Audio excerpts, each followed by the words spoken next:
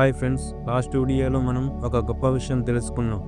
ఆత్మ అంటే ఏమిటి, ఇది ఎక్కడి నుండి వచ్చింది అన్న ప్రశ్నకి వేదాలు, భాగవతం, భగవద్గీత నుంచి తెలుసుకొని ఈ ఆత్మ పరబ్రహ్మమైన నారాయణుడి నుండి వచ్చిందని మాట్లాడుకున్నాం.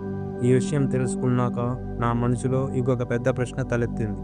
ఆ ప్రశ్న ఏమిటంటే, ఈ పరబ్రహ్మమైన నారాయణుడు ఎప్పటి నుంచి ఉన్నారు, ఆయన ఎక్కడి నుండి వచ్చారు, ఆయనను ఎవరు క్రియేట్ చేశారు అని. ఇది చిన్న ప్రశ్న కాదు.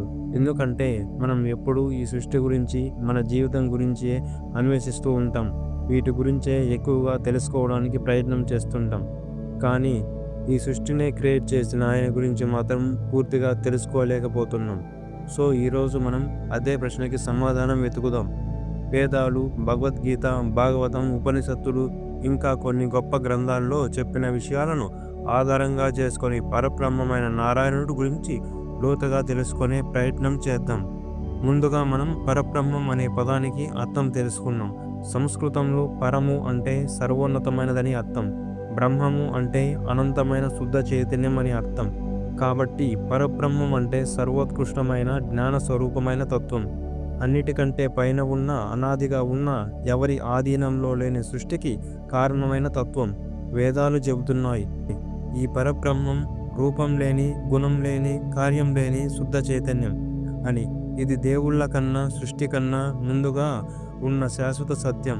అంటే మనం మాట్లాడబోయే పరబ్రహ్మం ఒక దేవుడి రూపంలో ఉండే వ్యక్తి కాదు, కానీ అన్నిటినీ ఉద్భవింపజేసిన కనిపించని సర్వోన్నతమైన తత్వం.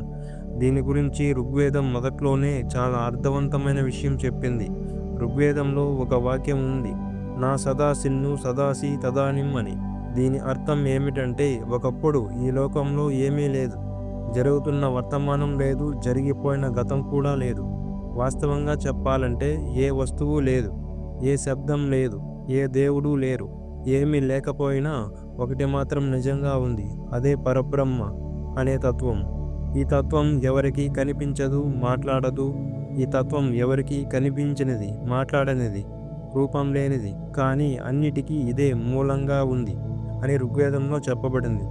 భగవద్గీతలో కూడా శ్రీకృష్ణుడు ఒక గొప్ప మాట చెప్పారు, అహం అదిహి దేవానాం అని. అంటే దేవతల కంటే ముందుగా నేనే ఉన్నాను అని. దీని అర్థం చాలా స్పష్టంగా చెబుతుంది, మనకు తెలిసిన బ్రహ్మ, విష్ణువు, శివుడు వాళ్ళందరికన్నా ముందుగా ఉన్నది ఆ పరమాత్మ తత్వం అని. ఇవన్నీ ఆయన వల్లనే ఏర్పడ్డాయి. ఇవన్నీ ఆయన రూపాలే, కానీ ఆయన మాత్రం ఎలాంటి రూపం లేకుండా అన్నిటికంటే పైన ఉన్న శుద్ధమైన శక్తి. ఉపనిషత్తులు కూడా అదే చెబుతున్నాయి. బృహద్వారణ్యత ఉపనిషత్తులో చెప్పబడింది, సాయే కాకినా రమతే అని. అంటే ఆయన ఒక్కడే ఉన్నాడు, ఒంటరిగా ఉన్నాడు అని అర్థం. సృష్టికి ముందుగా ఉన్న ఏకైక తత్వం. ఆయన కాలం, దిక్కులు, ప్రాణం, మనసు అన్నీ ఆయన తర్వాతే వచ్చినవి. ఆయన ఏ క్షణానికి ఆధారపడని తత్వం అని ఉపనిషత్తులు చెబుతున్నాయి. ఇప్పటి వరకు మనం పరబ్రహ్మం ఉంటుందో కూడా తెలుసుకున్నాం. అయితే ఇప్పుడు మనం ఆయన ఎలా అవతరించారు, ఆయనను ఎవరు క్రియేట్ చేశారు అనే అత్యంత ఆసక్తికరమైన ప్రశ్నకు సమాధానం వెతుకుదాం. దీనికి వేదాంతం ఇచ్చే సమాధానం ఒకే ఒకటి, అనాది అని. అంటే ప్రారంభం లేని తత్వం అని అర్థం. ఇది మనకు కొంచెం అర్థం చేసుకోవడం కష్టంగా అనిపించవచ్చు, ఎందుకంటే మనం ప్రతిదానికి ఒక ప్రారంభం ఉందని, ఒక ముగింపు ఉందని అనుకుంటూ ఉంటాం. కానీ పరబ్రహ్మకి ప్రారంభం లేదు, ముగింపు కూడా లేదు. ఆయన ఎప్పటి నుంచో ఉన్నారు, ఎప్పటికీ ఉండేవారు కూడా. ఆయన ఎలా అవతరించారు అనే దాని గురించి మండకోపనిషత్తులో ఒక మాట చెప్పబడింది, ఏదో వా ఈమాని భూతాని జాయంతే అని. అంటే ఈ ప్రపంచంలో ఉన్న ప్రతి జీవి, ప్రతి వస్తువు పరబ్రహ్మం నుంచే పుట్టింది. అవి ఆయన వల్లే బ్రతుకుతున్నాయి, చివరికన్నీ మళ్ళీ ఆయనలోకే లీనమవుతాయి అని. ఇంకా సింపుల్గా చెప్పాలంటే ఈ సృష్టికి ఆయనే కారణం, కానీ ఆయన్ని సృష్టించిన వారు ఎవరూ లేరని అర్థం. ఆయనని ఎవరూ పుట్టించలేదు, ఆయనే స్వయంగా వెలిసిన తత్వం అని మండకోపనిషత్తులో చెబుతుంది. ఆది శంకరాచార్యుల వారి అద్వైత సిద్ధాంతంలో కూడా చెప్పబడింది, బ్రహ్మ సత్యం, జగత్ మిథ్య అని. దీని అర్థం ఏమిటంటే, మనకు కనిపించే ఈ ప్రపంచం నిజమైనదిలా అనిపించినా అది తాత్కాలికం అని. ఈ జగత్ మారుతుంది, కదులుతుంది, మాయతో నిండినది. కానీ బ్రహ్మ అంటే పరబ్రహ్మతత్వం మాత్రం మారదు, కదలదు, ఎప్పటికీ ఒకేలా ఉంటుందని, అది రూపం లేని, మార్పు లేని, శాశ్వతమైన, నిజమైన సత్యమని అద్వైత సిద్ధాంతంలో చెప్పబడింది.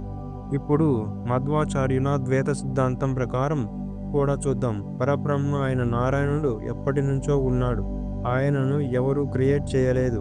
ఆయన అనాది, అనంతుడు. ఆయనకి జీవులకి మధ్య తేడా ఎప్పటికీ ఉంటుంది.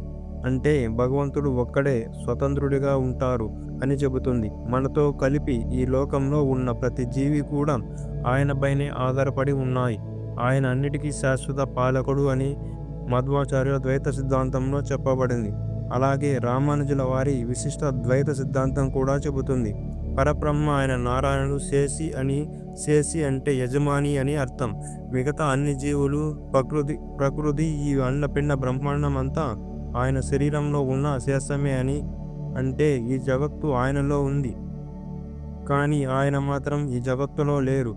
ఆయన దేనికి ఆధారపడరు, కానీ ఈ సృష్టిలో ఉన్న ప్రతిదీ ఆయన మీదే ఆధారపడతాయి. ఆయన స్వతంత్రుడు, శాశ్వతుడు.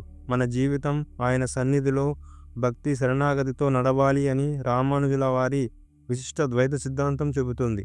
ఇప్పుడు ఇంకా సింపుల్గా అందరికీ అర్థమయ్యేలా చెప్పాలంటే, మనం రిమోట్తో టీవీ ఆన్ చేస్తాం. టీవీ కంటే ముందుగా రిమోట్ పనిచేస్తుంది, కానీ రిమోట్ వెనుక మన చేతి ఆదేశం ఉంటుంది. ఆ చేతి ఆదేశం వెనుక మన మెదడు ఉంటుంది. అలాగే ఈ సృష్టి వెనుక పరబ్రహ్మం అనే తత్వం ఉంది. అది కనిపించదు, కానీ అన్నిటినీ ఆపరేట్ చేస్తుంది. మనం చూడలేం, కానీ అనుభవించగలం. అదే పరమాత్మ శక్తి. ఆయనే పరమాత్మ. ఇప్పుడు ఏ సిద్ధాంతం తీసుకున్నా, ఏ వేదం చూసుకున్నా, ఏ ఉపనిషత్తు చదివినా ఒకే సత్యం చెబుతుంది. పరబ్రహ్మ అనేది స్వతంత్రమైన తత్వం. ఆయన ప్రారంభం లేనివాడు. ఆయనను ఎవరూ సృష్టించలేదు. ఆయనతోనే ఈ సృష్టి మొదలైంది. ఆయన స్వయంగా ఈ సృష్టిని ఆవిర్భవించేటట్టు చేశారు. ఆయన రూపం కాదు, తత్వం. ఆయనను అర్థం చేసుకోవాలంటే మనకు భక్తి, జ్ఞానం, ధ్యానం ఈ మూడు కావాలి. ఇవి మనలో ఉన్నప్పుడే మనం పరబ్రహ్మను పూర్తిగా గ్రహించగలుగుతాం. ఇక్కడ కొంతమందికి ఒక పెద్ద సందేహం రావచ్చు. మరి దేవుళ్ళ కన్నా పైన ఉన్న తత్వం అంటున్నారు, మరి మనం దేవుళ్ళని ఎందుకు పూజిస్తున్నాం? ఆ పరబ్రహ్మ స్వరూపాన్ని, ఆ పరబ్రహ్మ తత్వాన్ని పూజించాలి కదా, మరి ఇదంతా ఎందుకు అనే ప్రశ్న రావచ్చు. ఇది నిజంగా చాలా విలువైన ప్రశ్న. దీనికి సమాధానం మన శాస్త్రాలు చాలా స్పష్టంగా చెబుతున్నాయి. పరబ్రహ్మం అనేది తత్వం. దానికి ఎలాంటి రూపం లేదు, మాటలు లేవు, ఎలాంటి పనులు కూడా చేయదు. కానీ మనం భక్తిగా ఆ తత్వాన్ని ఆరాధించాలన్నా, ధ్యానించాలన్నా మన మనసుకు అనుభవించగల రూపం కావాలి. అందుకే అదే పరబ్రహ్మం బ్రహ్మగా, విష్ణువుగా, శివుడిగా, అమ్మవారిగా మనకు రూపంలో కనిపిస్తుంది. అవన్నీ పరబ్రహ్మ తత్వానికి రూపాలే, మన భక్తికి ప్రతిస్పందించే మార్గాలే. దేవుళ్ళ పూజ అంటే తక్కువ కాదు, అది పరబ్రహ్మను చేరడానికి రూపమార్గం. భగవద్గీతలో శ్రీకృష్ణ పరమాత్ముడు కూడా అదే చెప్పారు. భక్తుడు ఏ రూపంలో నన్ను ఆరాధించాలి అనుకుంటున్నాడో ఆ రూపంలోనే నేను కనిపిస్తాను అని. అందుకే మనం విష్ణువుని పూజించినా, శివుడిని ధ్యానించినా, అమ్మవారిని ఆరాధించినా అవన్నీ మనం పరబ్రహ్మను చేరుకోవడానికి మనం ఎంచుకునే మార్గాలే. ఆ రూపాల ద్వారానే మనం పరబ్రహ్మ తత్వాన్ని పొందగలుగుతున్నాం. దేవుళ్ళ పూజ అనేది పరబ్రహ్మను చేరుకోవడానికి మనం తీసుకునే మార్గం మాత్రమే. దీనివల్ల భక్తి తత్వం రెండూ కలిసి సమతుల్యంగా నడుస్తాయి. ఇంతవరకు మనం వేదాలు, భగవద్గీత, భాగవతం, ఉపనిషత్తులు చెప్పిన ఆధారంగా పరబ్రహ్మం గురించి సంపూర్ణ సత్యాన్ని తెలుసుకున్నాం. ఇది కేవలం ఒక సమాచారం కాదు, మనలో పరమాత్మ గురించి తలెత్తే ప్రశ్నలకు లోతైన జవాబు ఇచ్చే జ్ఞానం. ఇలాంటివి తెలుసుకుంటూ మనం ఆలోచించగలిగితే మన ఆధ్యాత్మిక జీవితం నిజంగా ముందుకు సాగుతుంది. మన భక్తి మరింత బలపడుతుంది. కాబట్టి ఫ్రెండ్స్, మనం ఈ విషయాన్ని ఎంత పంచుకుంటే అంతగా మనం భగవంతుడి దగ్గరికి చేరుకుంటాం. సో ఈ వీడియో మీకు నచ్చితే మీ అభిప్రాయాన్ని కామెంట్ రూపంలో తెలియజేయండి.